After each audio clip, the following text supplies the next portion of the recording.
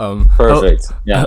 Hello, everybody. Welcome to our 11th artist talk. Today, with me, I have a very special artist with me. I hope I'm pronouncing your name correctly. I really hope, because I was looking at it, I was like, it's not Andre, it's Andreas.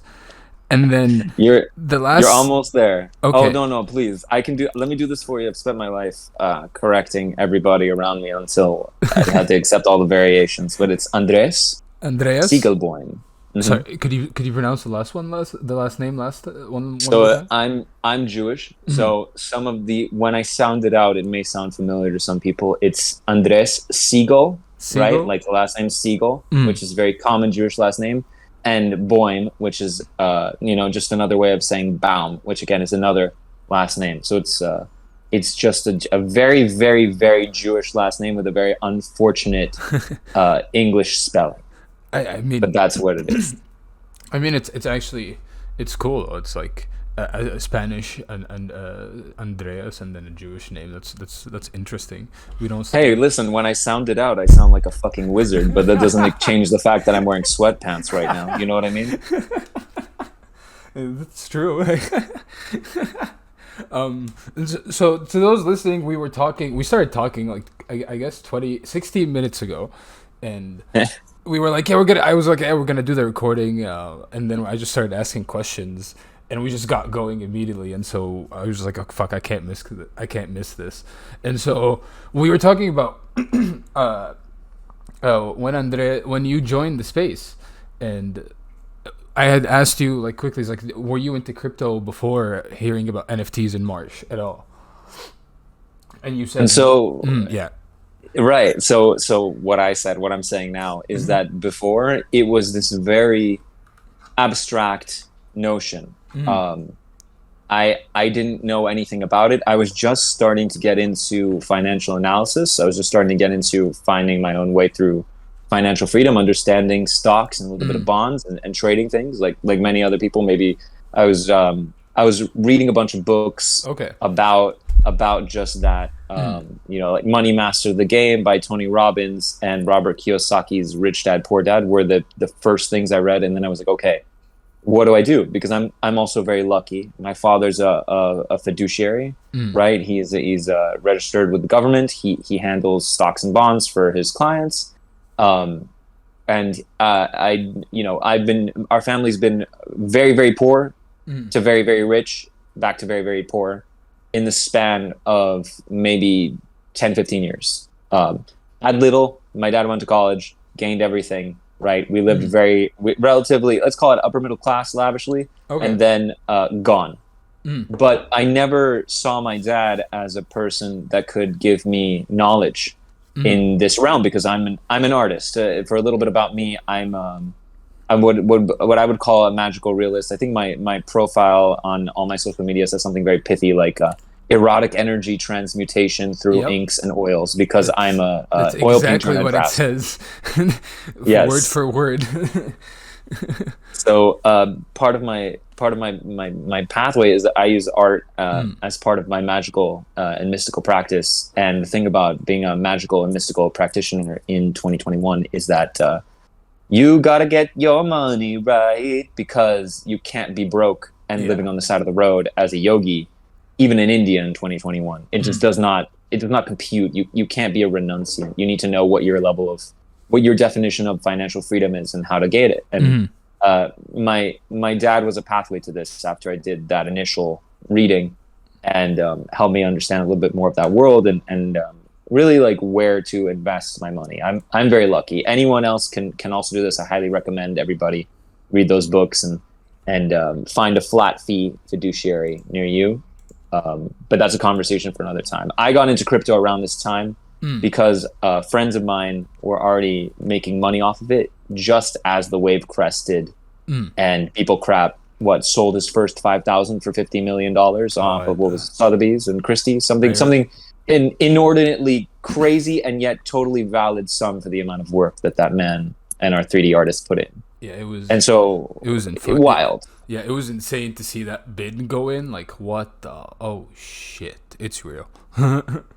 They looked at it. I don't know what there were articles about the internal talks in Christie's of the old heads and the new heads butting in, going, "Are we really doing this?" And the new heads by some act of God prevailing and ushering in this era of us being able to sell, files on our computer and our phones for absurd amounts of money. It's true. It's and like part of me likes to think that, like, the old heads, right, looked at it and the new heads just told them, like, if you don't join this, you'll die off, because it's what's happening now. Welcome to in the financial world. Right, I'm talking to my dad and trading coins. We can do it on Coinbase. We can do it on that market. Yeah, the rest of the financial world is actually, at least in America, is barred from doing that right now. They're not allowed, and people are freaking the fuck out because they're not allowed to help their client, to get their clients to buy these coins. It's all very individual, and Coinbase has a lead on most major banking systems on that, and it's pretty wild. It's true. It's well. So, when was your first, like, you minted in March, and then that's when you first started buying crypto, right? So I got very lucky. I saw that I do not buy crypto. Just to be totally clear, Hey, yeah, that's good. You don't have to deal with the stress of fucking doc coins. Well, welcome. It's the stress of what's called the beta, right? Is the risk, and the risk with coins. And many people, I hold one very uneducated opinion on this. So do not take my word as gospel in any capacity. Like I said, sweatpants. Okay. But I don't actually trade in it. I just was seeing my friend riding the wave and going, how the fuck do I get on here? And I was like, what do I do? What do I do? What do I do? And I got to May, and it was in the back of my mind of, I am missing out on a new asset class on top of missing out on a new way of making money off of my art. And I was, how am I going to get onto Foundation? Seemed like the clearest goal. I'd already sent my request into Super Rare to be invited in. Right, my friend Bumble Amanda, she had already been there, and she said, just submit it. You don't know when or if you're going to get in, but your work is good. Take the shot, roll the dice. So I did that, and then I was like, okay, the next best thing with my limited knowledge is Foundation. And I did get onto Foundation much later on through the help of a very good friend who now has become very successful off of Splatterpunks on, I believe, OpenSea. And he helped me get on to Foundation, and I found very little success on Foundation. I didn't know what to do with myself. I had a Twitter account. I had no idea what to do with that. And then very suddenly, I got on. I was like, okay, I need to understand. After posting to a graveyard on Twitter with no following, posting art, expecting the dopamine hit of likes and follows and subscribes, I got nothing. And so what happened was I looked around, right? Because I'm very proud of my work. And it's, in my opinion, very, very, very good work. Although I am obviously biased. I was like, why is nobody saying anything? And the truth of the matter is that no one will ever say anything about your art if you aren't screaming into the void, right? That is why artists that you might find are not good, right? If you go to a gallery, for example, and you go to the gallery and you go to the walls and you have the very common reaction of, what the fuck is this, right? Why is it on the walls instead of me? And it's because, well, they are tapped into the community that allows them to be on that gallery or that museum or that nonprofit's walls. Twitter is no different. It's actually a common, which makes me believe that it's a common universal experience, is that you have to interact with the community at large in order to find any measure of success. And just like what is it? Basquiat used to be Samo, right? The graffiti artist. And so Basquiat, if anyone, the painter, he used to be a graffiti artist, and he lived in Lower East Side. And the reason he became Basquiat is because he was, posting around in this community in New York City of, let's call it 500 artists living in the Lower East Side, writing essentially what are Zen koans, like nonsense riddles and writings. Samo. Yes. Exactly. You're the first person in the space in a fucking year. I joined NFTs in October. In a fucking year that actually mentioned Samo. Everybody's mentioned Basquiat. Nobody's mentioned fucking Samo at all. Samo is critical to understanding right. why a Basquiat becomes a Basquiat. Right. It's critical. And I actually, there's a great book called The Widow Basquiat, which is it's collected kind of interview / poetry Suzanne, I forget her last name, Basquiat's long term off and on girlfriend, Mm. and it talks about it, and it's like, yeah, why did he succeed? Is it he had an audience, tapped into the collective art mind of all of New York City by posting up these mysterious things under a pseudonym, just like we're doing now on Twitter. Yeah. Um, and so he did that, and of course he was wandering around with giants. So Andy Warhol would go to the same cafe, and he knew where to find Andy Warhol. So he sold some work to Andy Warhol for nothing, and managed to tap into the connection. Besides the point, Twitter is community oriented in my experience, right? And so the only way to get understand Twitter is to be a part of the community. And so I decided to take a tack where, you know what, I don't know anything about anything here. And maybe this is the wrong tack. I'm sure that people will tell me that this is not this may have been a bigger waste of time. There are faster ways to get on the community. But I decided to follow 10 people, comment on 10 people's things, like 10 people's things, and then get off for the day, right? And I did this for months, except when I was doing magical workings, which it meant that I would not be able to do distract myself with other things. But it was every single day, these 10 by 10 by 10 actions. And little by little, my audience grew. And then suddenly I saw, those little purple spaces at the top of the bar on Twitter and in the home screen. And I went, what the fuck is this? And I saw one being hosted by a guy named NFT Freaks. And I saw that it had the most people within those spaces. And I get in, and the guy is a salesman, a Baptist preacher, definitely just panache, right? Chutzpah, as we say. So it's like a great speaker, just phenomenal speaker, speaking to the back of the room, very masculine. But I got a chance to get on the mic, and I was trembling when I got to talk to him, and I was like, what do you suggest that I do with my profile and my foundation account? Because by then I had managed the foundation account. And he said a couple of things, one of which had no bearing, which was, I don't like your profile photo, essentially. He's like, I've seen too many of those. And I went, what the fuck are you talking about? But then he's like, well, what I am seeing is that you're not interacting enough. You're interacting with people and you're posting art, and no one's looking at your art. And he's like, what I suggest to you is the following.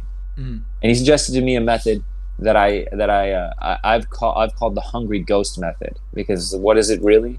Is that you're hungry for the recognition within the space to begin with, but the only way that you're going to be able to get into the space is by being a ghost. And so he said keep doing what you're doing. What you're going to do is you're going to do the same thing that you've been doing, because I told him what I was doing, and I was like, you're going to follow as many people as you can a day. When you get into a space, follow everybody. Comment on 10 people's thing a day. Respond, retweet. Be a part of people's communities. Go onto spaces. Talk to people. And ingratiate yourself with people. And what's funny, right, is it'll be the friends that you make along the way that are going to end up bringing you to the level of success that you want to reach. And it was exactly that way. I mean, what you said is very right. Like, to those listening, pay attention, right? Because I also realized this early on, that it's about the community for what is it? Hold on, my audio just went down all of a sudden. Here we go. I realized early on that the community is what's gonna save artists who first enter the space, unless you have like a big name, right? Unless like you're Beeple or I always mispronounce his name, but Billish, right? Because otherwise, the community is, like you said, is what's gonna bring you up, right?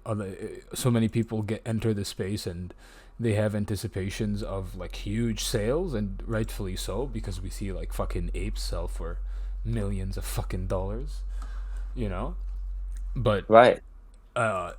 Even then, like so many, like I was interested to see when you entered the space, because during February, right, we peaked, like everything hit the top of the top, right? Like crypto, like at least in Canada, I remember Ether hitting 5K, Bitcoin hitting 85K or 80K, right? And I was like, shit.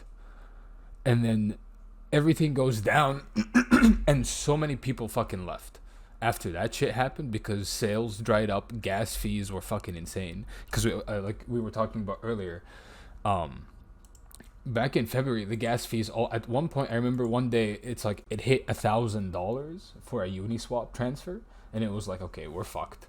You know, all artists got locked out, and they couldn't mint anymore, and then prices hemorrhaged, and then slowly we got a new wave of artists who are now staying and finding some success, right? Yes, but that's the market in general, right? And especially that's what's going to happen, right? Is because there are things slightly more beyond our control in this new system that are being corrected bit by bit. Exactly. And it's being corrected because Ethereum, right? It's what happens when a company finds success. I don't remember the name of the company that did Ethereum and all these coins, but when you find success, usually the idea is if it ain't broke, don't fix it, right? If it's working for you, you're making money.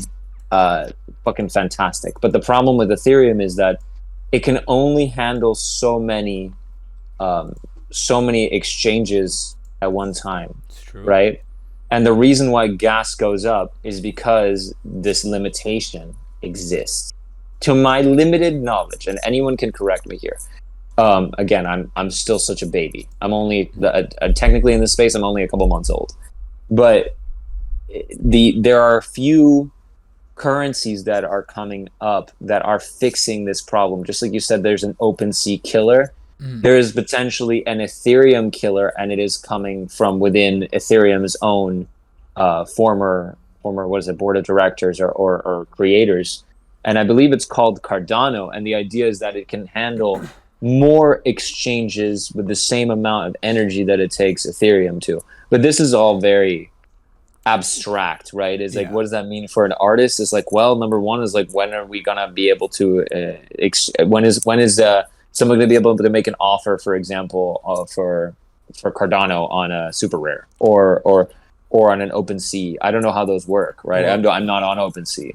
So, well, that's the thing. It's like with Cardano itself, it's a very weird crypto because the memes around it and the whole, I don't know if you know about this, but like the whole atmosphere around Cardano as of late has been, nobody believes that Cardano is going to be built on top of, like, everybody. It's like you're going to see this, and you're going to see this like the longer you stay in the space, is the term Ethereum killer gets applied to a lot of cryptocurrencies. Of course. Right? Of course.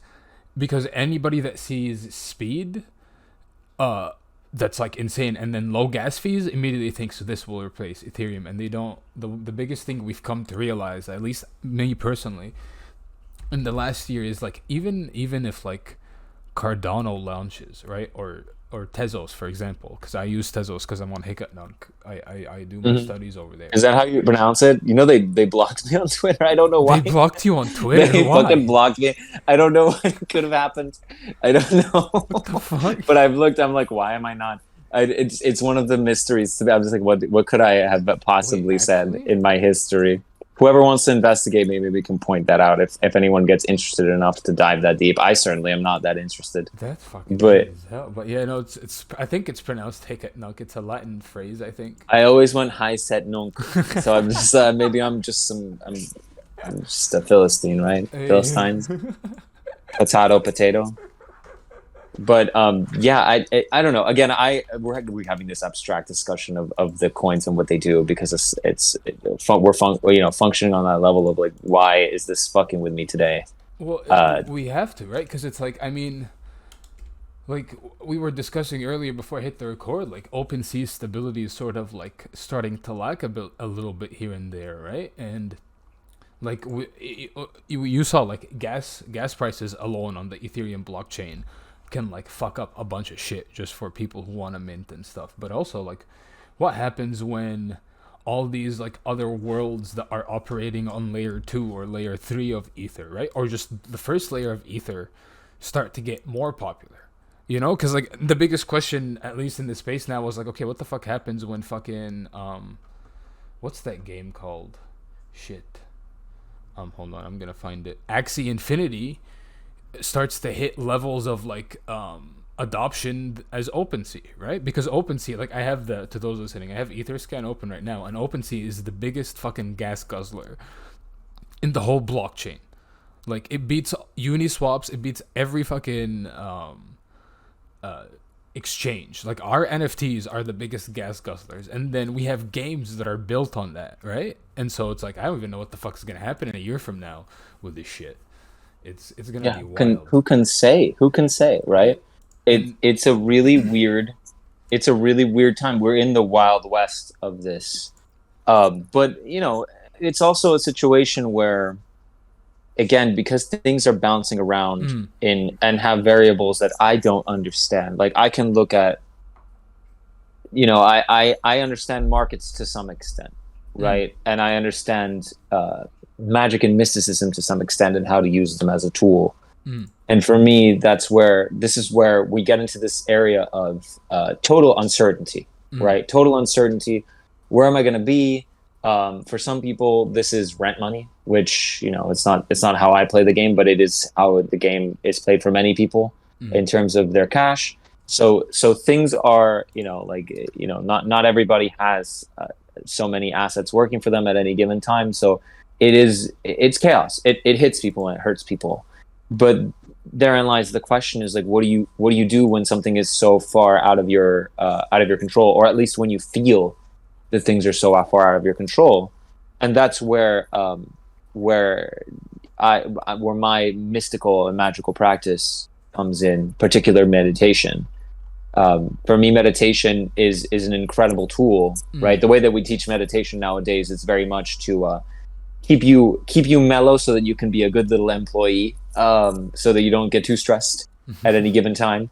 But the way that I've learned it, it is specifically treating the world and the various events within the world as 3 a.m. at a Taco Bell, right? What happens at 3 a.m. at a Taco Bell, according to World Star? There's a fist fight. It is an ugly fist fight. Plastic containers and carriers are ripped from their sockets, right? Very unhealthy and weird-looking people are just like sprawled across the floor or sprawled on a table. Things are getting knocked around. There's noise. There's screams of World Star, and yet, in nearly every single one of these videos, there is a man or woman eating a chalupa calmly as though the fight is not happening at all. That's very true.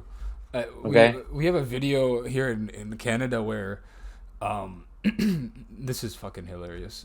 A fight broke out and I will place this to those listening if they know, in Rideau McDonald's. This is a McDonald's very specific to Ottawa on Rideau Street. And it's one of the most heavily fucking guarded McDonald's, but it's also the most heavily like run out of like gang and drug shit. It's like the weirdest fucking McDonald's you'll ever enter to, right?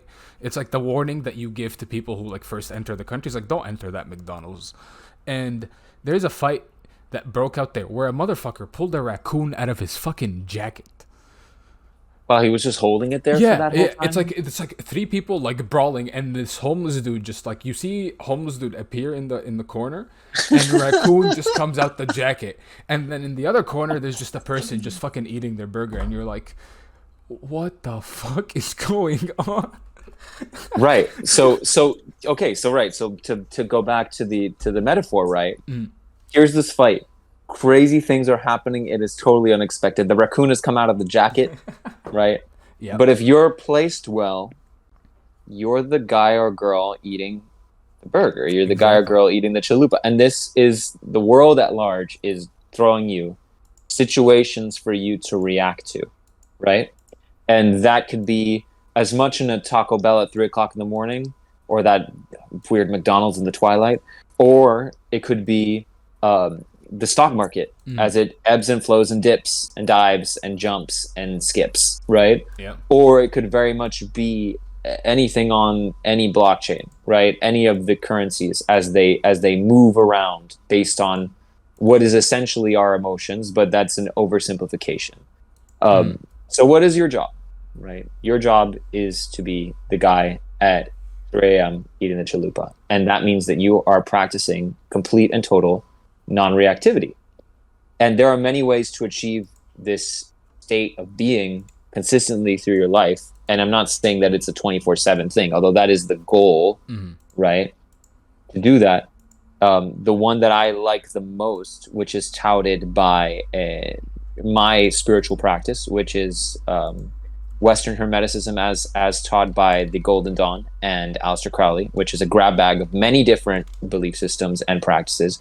But they espouse the Yoga Sutras of Patanjali, and to wit, they espouse in that way what's called Raja Yoga, which is roughly translated as the King's Yoga, right? Because what is the person that talk about at 3 a.m. who, the fight may have spilled out onto their table and they are still eating their chalupa and like spit is flying all over the place, fists are flying, clothes are getting in the way of the food, and yet the food is still being eaten.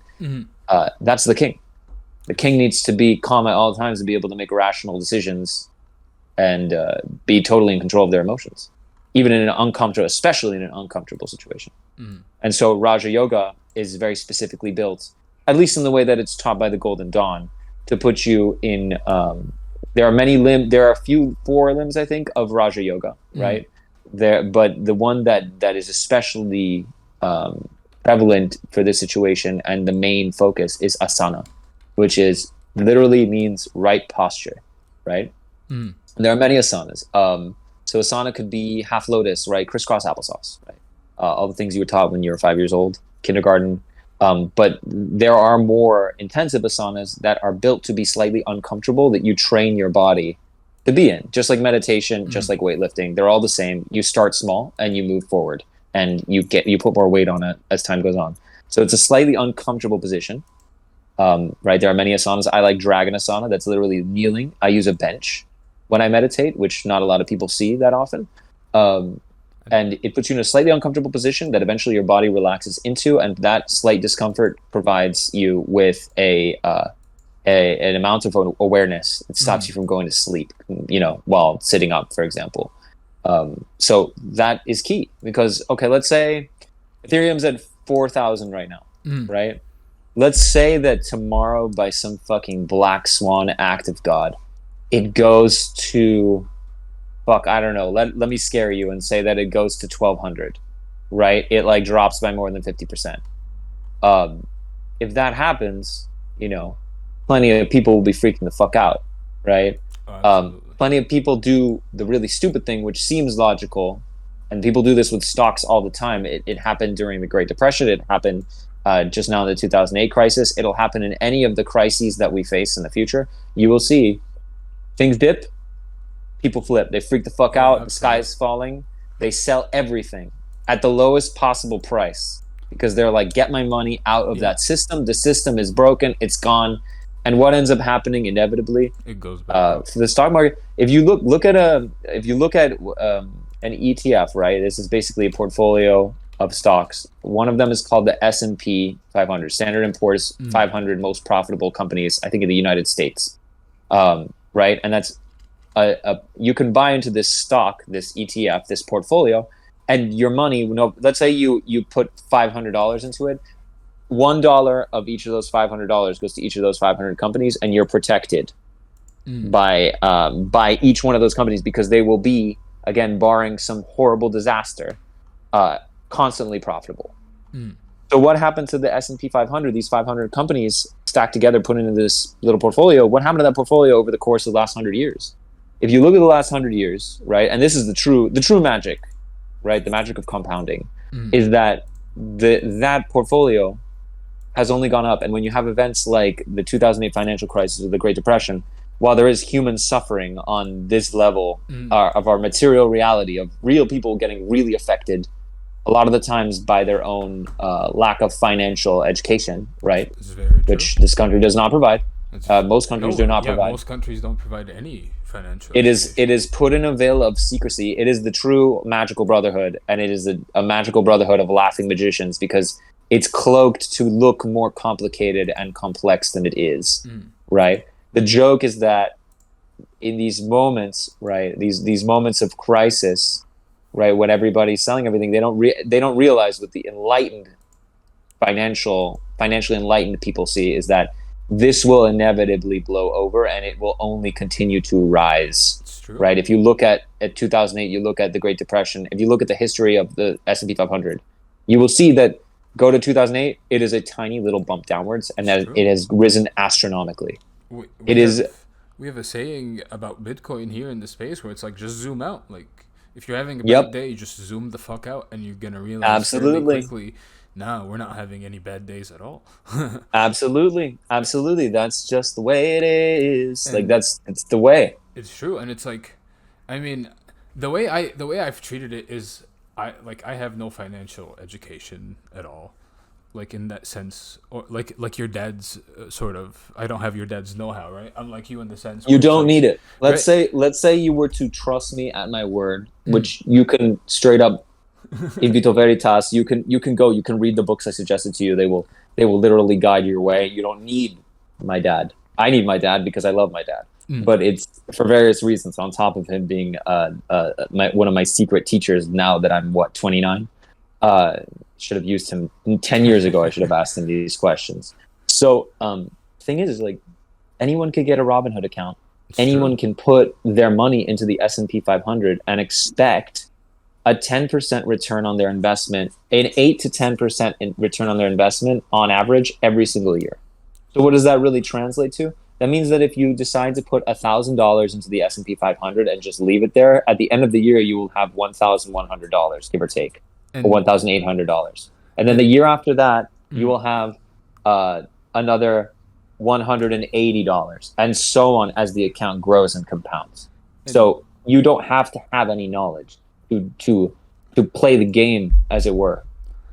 and like the way I also view it is when it comes to say NFTs specifically for artists. I joke like I joke around, but it's like, like artists already struggle with the real world value of their work because the real world really loves to undersell our value. It really loves to do it, right? And so when dealing with such a market that fluctuates, it's just like revert. The way I do it is I revert back to like the artist states where it's like I know my value and I know the value of the art that I bought or the value of the art that I Mm-hmm. create, and Mm-hmm.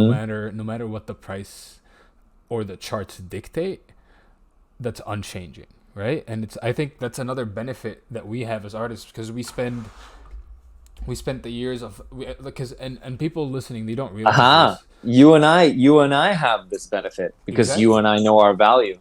And And I don't want to speak for you, but perhaps you and I both know, I can speak for myself, is that there is a goal in mind and it is not entirely bound in NFTs. I know what I want from the space, but it aligns absolutely, with a greater goal, absolutely, right? Which to go back to the magic and mysticism is what would be called in Western Hermeticism the true will, right? mm, What is it that I really want to accomplish in this precious human incarnation, which only has a set number of days attributed, right, to this divine machine that we call our body. We only have X amount of time on Malkut, so it's like, okay, what do I want to do? What is my what is right? What produces the greatest happiness in me, exactly. right? And And if you know that, then you will do actions and be confident in the actions that bring you ever closer to that goal. I agree, and I also think in the sense that you have to be truthful with yourself when you just as an artist you have to be truthful with yourself, and then entering this space you have to be truthful with yourself about how you view it, right? Because if you view this as money grabs as not and as not utility, it's not gonna work out, right? Because at least the way I mean this is specific to NFTs, but the way I viewed it is it's another tool in the toolbox, right? It's a way for um artists to fucking get over the problems of archival materials, royalties, Oh my God, yeah. right? Are you Like kidding me? I like love being able to sell a JPEG and it's also be able to sell a painting it's and great. also be able to sell a print And and etc. Like that's that the fact that now there are multiple uh, revenue streams within your greater revenue stream, which is exactly, your business, right? That's a beautiful thing, right? Is exactly, right? It's diversifying the simplicity of diversifying one's income. exactly. But I do wish, and I don't put this on art school because art school is a very very beautiful trap, and I'm not going to put it on art school and pretend as though it's supposed to educate anybody.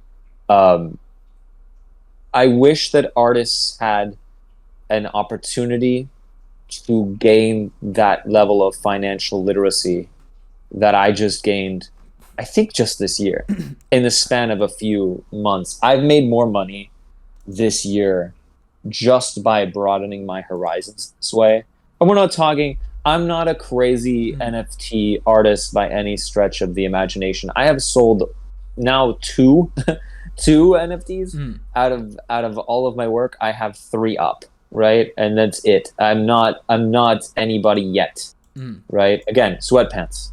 So, but what we need to start realizing, and what I believe is happening already, is that a lot of people are talking about various different kinds of revolutions, and Mm. the breaking down of artists to their collectors and things like that. But we really are in a very beautiful time where I believe finance. There's many types of magic, and finance is one of my favorite types of magic.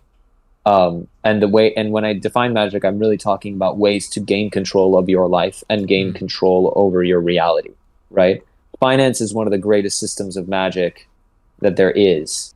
And we're finding ourselves here now in this, right, to use the buzzword, decentralized space where the worlds of finance and the world of art are absolutely colliding. It's true. And slowly but surely, we're having artists and finance bros discussing the topic at hand and It's meeting together in this way that has always happened in one form or another, right? The collector to artist relationship, right? Salvador very Dali true. going, "Oh, I'm so sorry. I am going to go now to a meeting with the surrealist. I'm sorry, rich patron. I must go." And then he goes to the surrealist. He's like, "Oh, I'm sorry, guys. I have a meeting with the rich patrons. Now I must go." Right? The Yeah. exclusivity of that has evolved now to here we all are, right? It's But still, I don't know. mm. What do you do? Because this knowledge, it's I'm not acting like I hold keys to anything particularly special.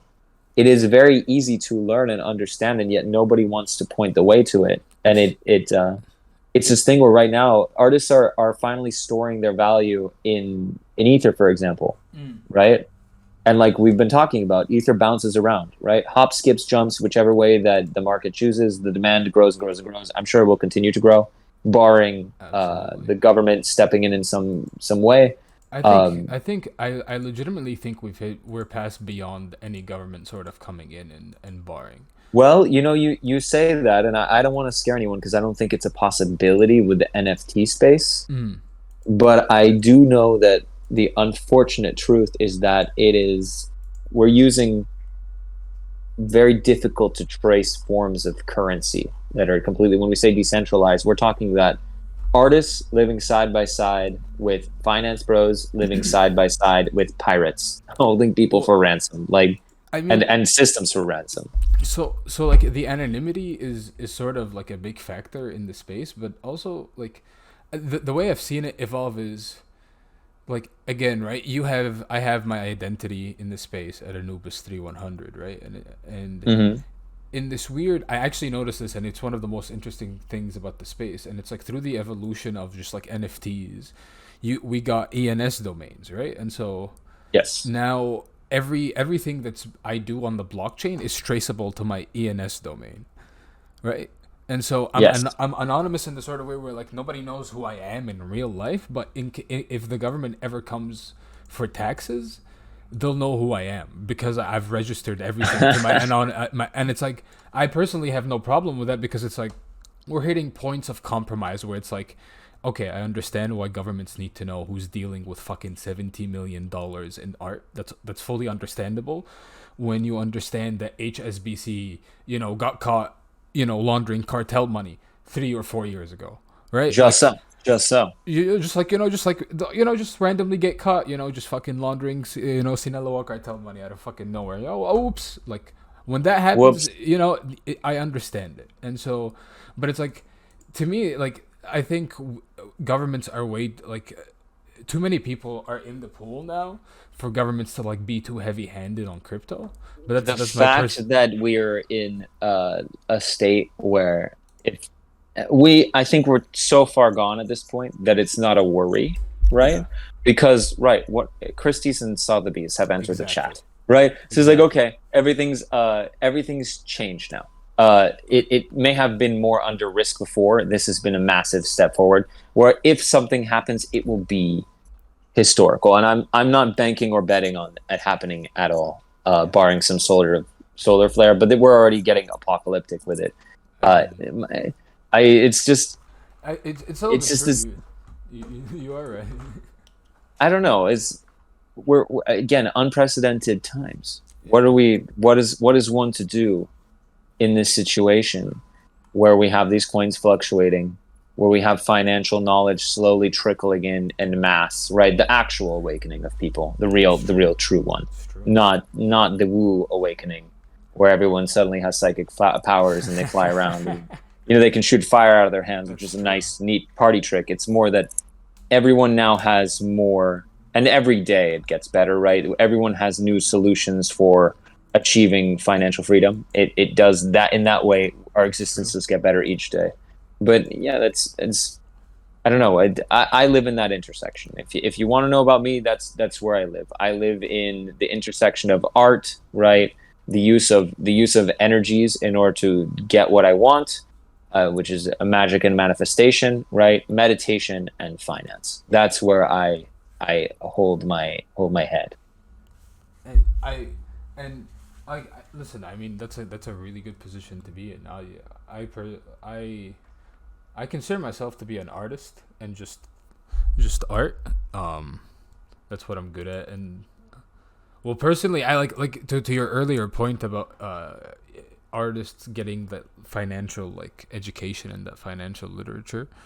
Um, have you noticed also that you're just inherently like? I mean, I've noticed it personally, but like I've inherently been getting a little bit better with my investments and my money, just because of how fast this fucking space moves. Consider this. Consider just for a moment Mm. that we are constantly every day inundated in a mass consciousness bubble, right? Just Mm. by virtue of this living, not to fucking quote the meme, in a society, but living in a town or living in a city or living wherever, you are constantly within that sphere of existence, right? It does things to you. The reason why yogis meditate at dawn, why it's recommended to meditate at dawn, is because at dawn everyone is the mods are asleep. Meditate, Mm. that's why people do that. That's why it's recommended. Why do yogis meditate in and do yoga in the mountains? They do it because they are away from the mass consciousness. Why are they avoiding the mass consciousness? Is because they seek greater clarity. However, that mass consciousnesses, plural, are not meant to be avoided. In fact, they can be used to your advantage. Mm. Think about any time that you have been in an artist collective, for example, for any artist listening. The reason why artist collectives are so beautiful and are key to your success is because the artist collective provides many different consciousnesses that are all about creativity. And because we're all linked in this way, just by virtue of that person's presence, you may not even ever need to say anything. Your creativity will be boosted, right? This is what's called being in the energy of a higher level peer group. Like I said, there are many energies. That one's very potent. So In Twitter, sorry. no, I mean, like to me, I'm getting. Are you familiar with the concept of the collective unconscious Yes, absolutely. Although and this one is a little bit more the collective consciousness, conscious? Yeah, consciousness. but Yes. it's like it's actually interesting because I'm a big fan of the theory that there's like this sort of collective binding or this idea. I'm a big fan of the idea of like there is a sort of collective thing that binds us. Um, Either Absolutely. Think consciously or about it. unconsciously, just because I mean I the personally, like the way I view religion and mythology, and to those listening, I'm Egyptian, right? And again, like to you, like I'm Egyptian, and I having grown 18 years in Egypt and then leaving Egypt for university, it's like I've heard religion from one point of view, right? Because I was born Muslim, and so I've had 18 years of that religion, and then I've had conversations with my dad about Coptics, Catholics, even Egyptian Hmm. Jews, Hmm. which was I actually wanted to talk to you about it because I was like that's interesting that a Jewish painter is sort of messing with some Egyptian themes in his work, because from my personal experiences there's been a lot of tension between our people, and Dude, think it about it like this, right? We are intrinsically tied by a trauma, which may or may not it's exist. I true. don't know. I That's wasn't there. but But that's karma between Egypt and the ancient Egyptians and the Jewish people, right? mhm. And this is getting a little bit more woo, but karma, what is it? What does karma mean? Karma means patterns of behavior, right? With the implication of repetitive patterns of behavior or repetitive games, right? And people have karmas, right? You and I individually, we have patterns of behavior that exist from ourselves as individuals, that also they exist from our parents, right? Any parental expectation or a parent that did not accomplish their dreams, right? Absolutely. Their parents before them, the community that we belong to, the country, the town we live in, the country we live in, they all have karmas, right? A more Absolutely. modern day example is the United States and Vietnam. You can be walking a karma of a country and not even realize It's it. true. When suddenly, off the cuff, you've got nothing to do, you're lying around, and think of anyone that's ever just been like, I'm just going to take a fucking trip to Vietnam. Why the fuck did you take a trip to Vietnam? And it's like, well, this karma exists, It's right? true. Is that these two countries are trying to repair, these two entities, these two consciousnesses are trying to repair one another. And so there's a cultural exchange with us as neurons, blood vessels. I Pick mean, a metaphor. But with Egypt and Israel, I'm sorry, it's the same thing. yeah, it's actually, I think that's the perfect way I've heard somebody put it. You know, in that sense, because it's like, it, yeah, you are right. It's like, goddamn. Oh What yeah, the believe me, when I got hit by that, it flattened me. I was not shit? ready for it. It completely fucked me up, but it made everything make sense. And it's also, It's I true. have, yeah, think about it. Culturally, like I can tell you from very, very young, maybe it was Yu-Gi-Oh's fault, but I was just like, Hey, you watched who Yu-Gi-Oh are too? these? Okay, all Of right. course. What am I gonna? I never truly understood the cards. Oh, that's my dog. Oh, that's my dog Penny. Oh, you're nice. I have a So cat. I never understood. Yeah, no, she's my best friend. You made me a little familiar. We meditate together in the mornings. Oh wow, wait, Um, your dog can actually meditate with you? no, no, no, no. She Okay. cuddles up to me, but I want to believe. Okay. But so I lost my train of thought. You were talking about Yu-Gi-Oh. So I've always loved, called, karmas, what Mm. you're influenced by, what you even things that you watch, things that you see, but it's deeper and as shallow as you want to take it. But like I saw Yu-Gi-Oh! And I saw these gods and these various, like Anubis, right? I was like, Mm. what the fuck is that? I need to know everything about that. It spoke to me on a very deep level, right? And as a Jewish man, like we don't talk about the gods of Egypt when we have services Mm. for Passover, right? Which is the Israelites leaving the Jews leaving Egypt, Mm. right, and escaping the Pharaoh. We never talk about their gods. They have a little bit of a weird kind of duel Mm. between the priests and Moses, but it's never Yeah. really Oh, talked about. the magic priest. Is it? Hold on. Sorry. Is it the same? I'm gonna see if it's the same. Is it where, Moses and magicians throw their? I think it might be a bunch of trials, but In the one of them movie, they throw their staffs at each other, and and the staffs fight. It's like fight. it's a whole. So, Yeah, there's an animated movie where they do battle, but so it's a crazy I story. like I've never seen the movie. I've only had like when I was a kid, Oof. I used to my grandma used to read me the stories from the Quran, funny enough. And my favorite part about the whole Moses story was the battle because my grandma would be like they battled with their sticks and the magicians would throw their sticks and in hopes that it would turn into a snake and then Moses threw his stick and then it turns into a snake. Is that similar or is it the same? It's the same. It's the Okay. same moment. So there is All an right. animated film of it. It's very, very good. I think DreamWorks did it. It's a musical film also, and it's just very beautifully animated. But it is exactly that. But we don't. So in the story, we don't talk about their gods, and yet Mm. I was just suddenly I was spelled. I've always been spellbound by mythology, and I've been spellbound by the occult since I was little. Like I grew up in Venezuela, and I was the creepy grandson begging my grandparents to take me to the local cemetery. Whenever we I would mean pass, I'd ask if we could go. I And they'd mean be like, what the flying fuck? like Right? I mean like movies give brujas like a fucking bad rep, right? But it's like brujeria culture in like Latin America and Venezuela is huge. It's Well, fucking the shamanistic culture, exactly it's right. when we talk about the kind of art that I make, when I say magical realism, right, that is a term that originates from Colombia, right? And it comes from the novel Cien Años de Soledad. And in that novel, it's considered magical realism because it takes place with seven generations of this family called the Buendias living in a fictional Hold town on. called Macondo. Did you just And say you just said "The Hundred Years of Solitude" by Gabriel Garcia Marquez? No. the man himself, yes, Hey, one of hey, hey. the greatest books of all time. And so, what do you see in that book? The strange exists side by side with the real and real world events and real world problems, right? As the family descends through its many generations up until its spoilers dissolution. Mm. But you have mythical beings, immortals, all sorts of just like craziness that happen, right? High technology, bizarre shit that is treated as though it's totally normal. It's like read off a list. It's And it's that kind of belief system that is very endemic to South American shamanism mm. and especially to more pagan derived religions, and even to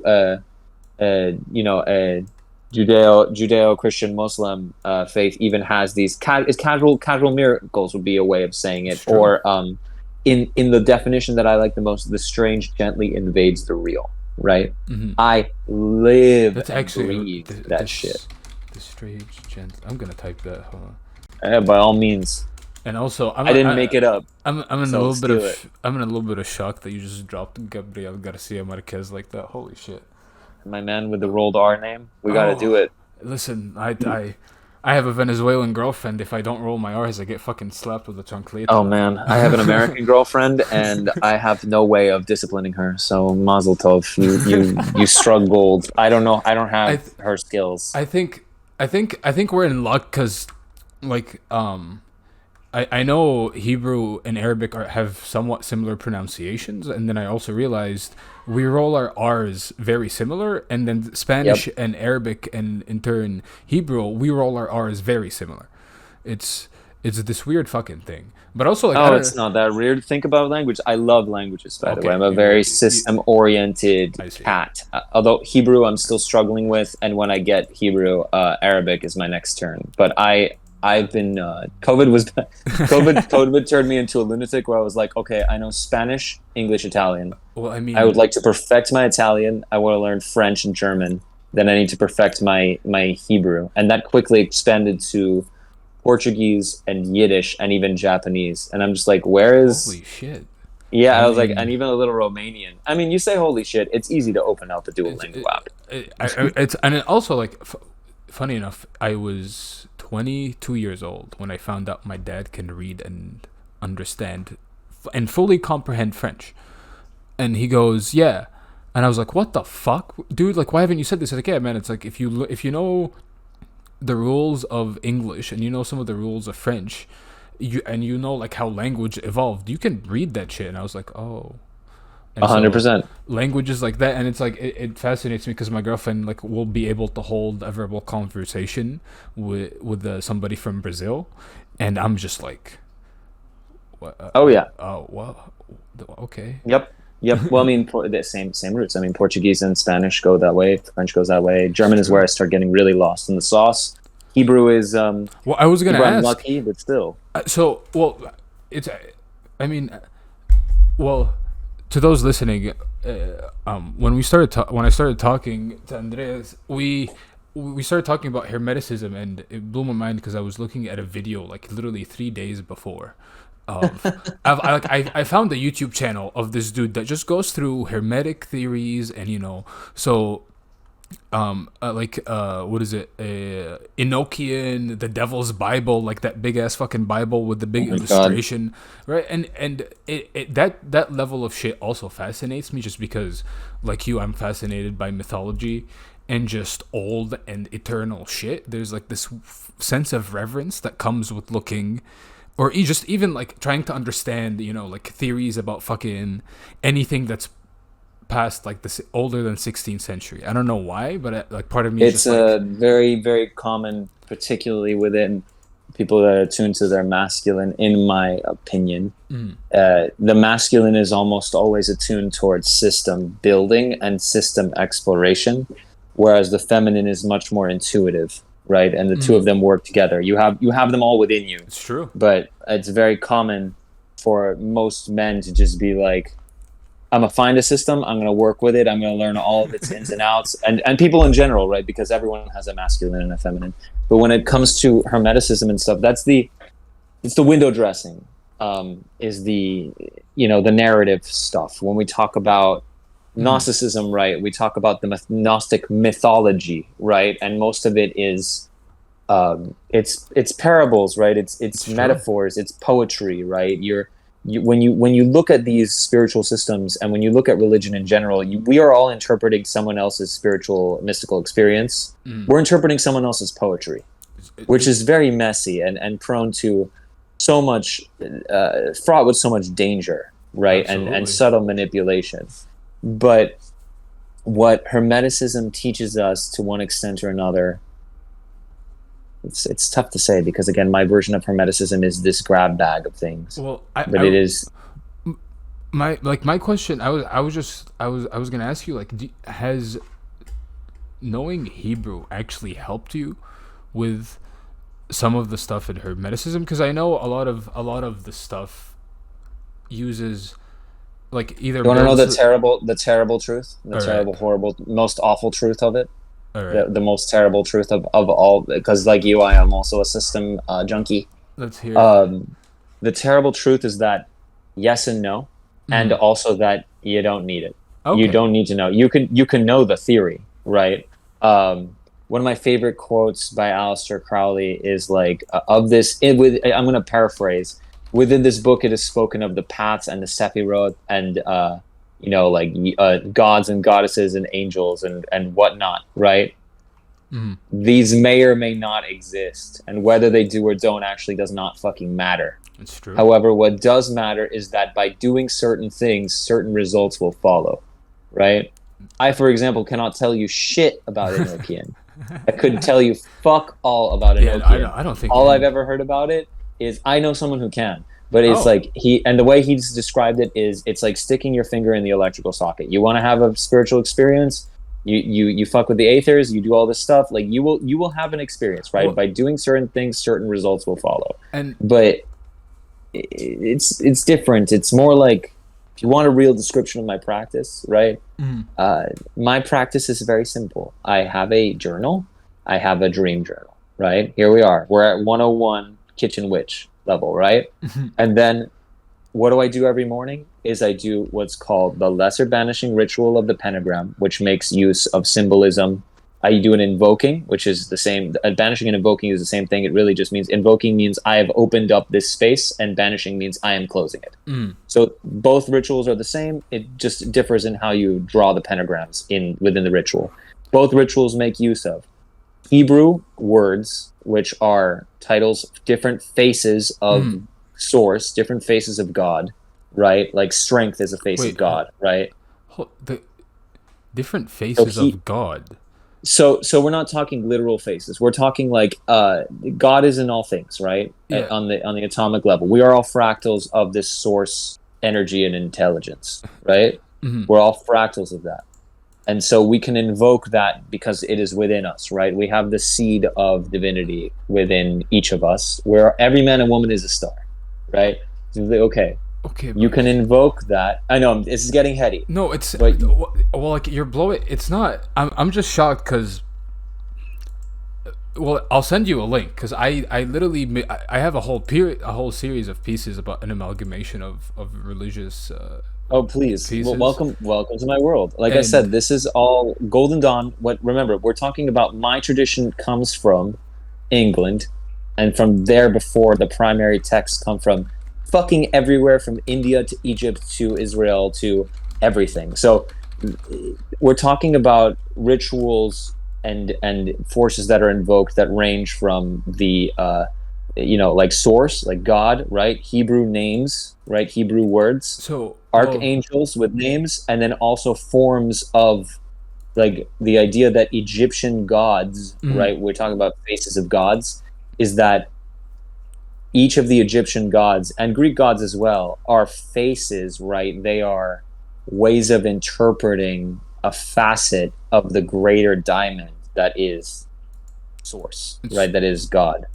I So mean, you will not find like in Egypt, maybe you know better than me, but like, there were cults to Isis. There were cults to oh, Osiris. There absolutely, was a all of them. greater myth, There, right? there There's were. cults to everything. Mm, But never, sometimes you'd find other cults within that temple, yeah. right? You'd find other shrines, but never all of them all at once. Like the Greeks I think they had a couple of places where it was everybody had a Yeah. Oh spot, no. Each but like it there. was cults. Yeah. It was a It was. cult It was all religion. close. And like some, you had the way like different gods were honored. I think in Egypt is like more like ceremonial, right? Where it's like you had separate cults, but it's like ancient Egyptians.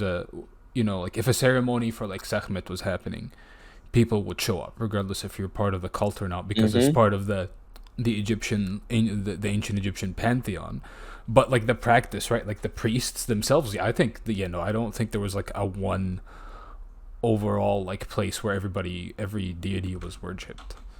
Yes. So to that effect, right? Your God, when you're worshiping your chosen deity, is a facet, just like you are, of source. Let's call it sake of simplicity, it is a being who is higher on the totem pole of you that stretches down to you, Mm-hmm. right? Is like you are all one within this, and at the same time, paradoxically, everyone is individual and worthy of love and respect, even though we're all fractals of this even greater intelligence that you can stretch into. That's the whole goal of mysticism, is to stretch into the point where I and thou, me and that God, me and you as individuals, we disappear, right? Yeah. Neither here nor there. In the practices that I do, right, in these pentagram rituals, right, these banishings and invokings, we have, right, Hebrew names of God, right? So Judaism's in there, How right? well? You have Mhm. it's hard. I'm just going to give a greater example, and you can totally ask me questions about it afterwards. Mm. You have the archangels, right, of the cardinal directions and their associated elements, the four, right, fire, earth, water, air, and on top of it, you have a visualization of the current primary face of God, which, according to Aleister Crowley, is Horus, or Horus as he's called in a particular form, Ra-Hoor-Khuit, right? Mm. He had this book beamed down to him, which created the fundamentals of his pseudo-religion, Thelema, where he said he was with his wife at the time, his Scarlet Woman, and she beamed down a book, and he wrote everything that she said down, and it's some of the most beautiful poetry ever. Mm. But basically what it says is like, I am Ra-Hoor-Khuit, like I am war, like I am the god of the child, like the age of Osiris, which is the age previous to this one, Mm. right, is over, according to that moment, is like 1900 19 something, 1912, let's call it. Mm. I'm sure I'm getting the date wrong. That age is over. The age of the patriarchy, the age of the man as gardener, man as corporate entity, right? Man as belonging to nations and governments, like that's done, right? Mm. From here on in begins the beginnings of the age of the child, the parentless child. The individual must find their own way, and through you, my prophet, it begins. I'm telling everybody, like here we are, like everybody, you're unshackled, right? And over the last 100 years, if you were to believe Thelemites or Thelema, I like it just because it sounds badass. Is that we're entering an age where everybody individually can now attain physical, financial, emotional, spiritual freedom, right? Mm. That's what we're talking about. We're talking about that. And so these rituals I do invokes those energies, right? That's what it does. So, well, I do you do these rituals? I mean, you said you do them in the morning, but do you have like a studio space that you function out of, or are you My like me house where you is, paint in like the room next to your bed? it's unfortunate. One day I will have my Doctor Strange window Nice. studio, and the whole, That's I have it's part of my vision. Hey, I mean, I listen, know what it's going to look like, the, I know exactly how it's going to be. there is some really nice Doctor Strange window like shit here in Montreal. I'm sure. I'm sure. Hey, I mean, I would love to take an abandoned synagogue and turn it into one. I That would mean, be the coolest shit. But yeah, I that's right now I'm amazing. working out of my house now. Okay. I'm working completely out of my kitchen is we're working out of a house that we're finishing the construction on, and my studio is as much my kitchen as it is my living room.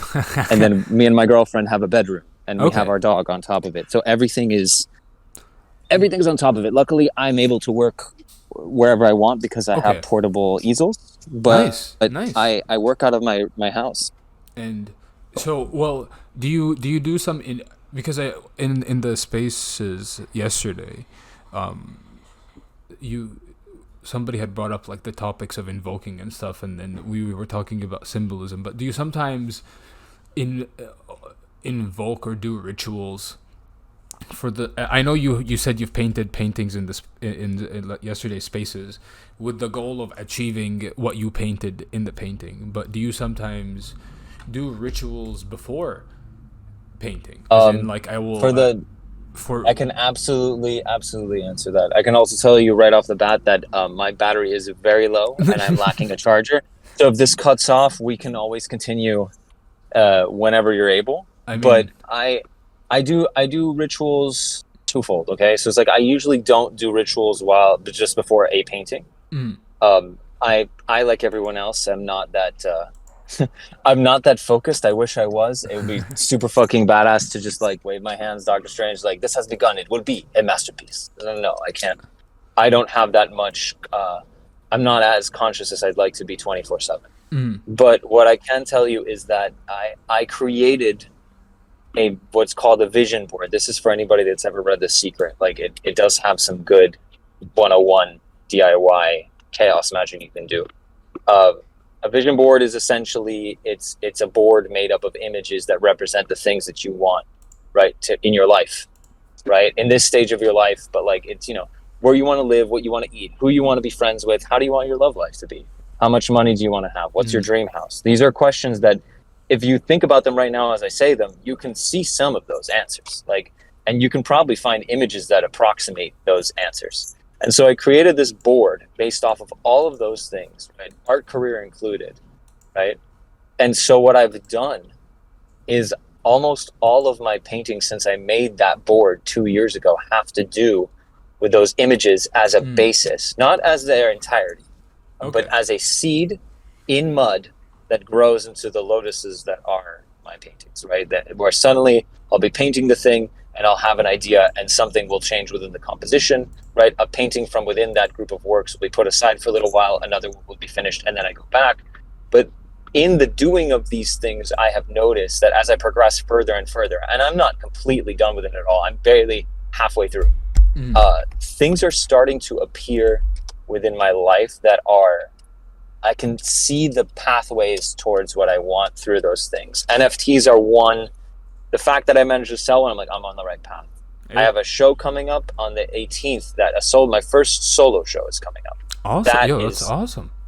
It's great. I mean, I hope everything sells. It'll be amazing when everything sells, but so far it is awesome.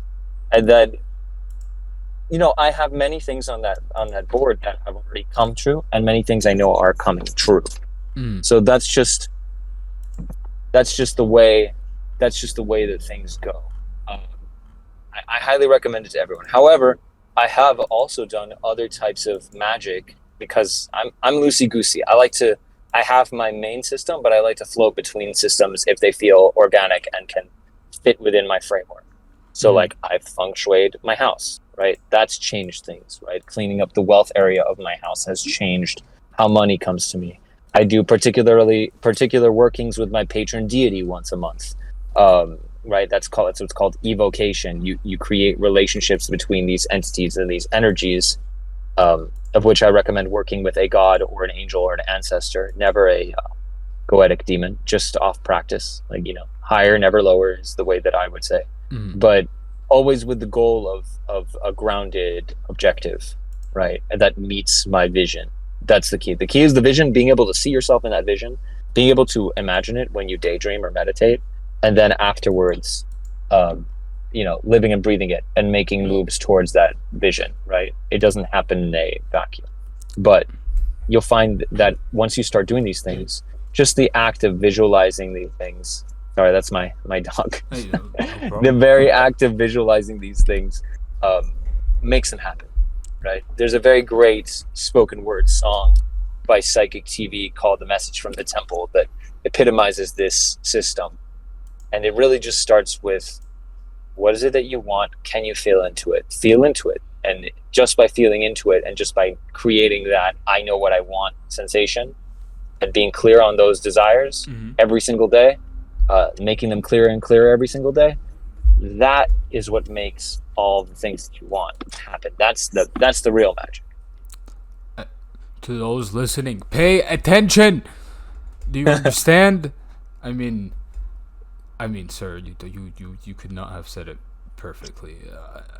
It may be time to cap it though. I'm just saying, just because I am about to pick up my girlfriend. That's what all these noises have been in the background. I was gonna say, because you did mention that you have to go pick up your girlfriend. We're gonna end it here, but I still want to talk to you more, and I think a lot of people who will listen to this will benefit from a part 2, and so I guarantee a part 2 coming.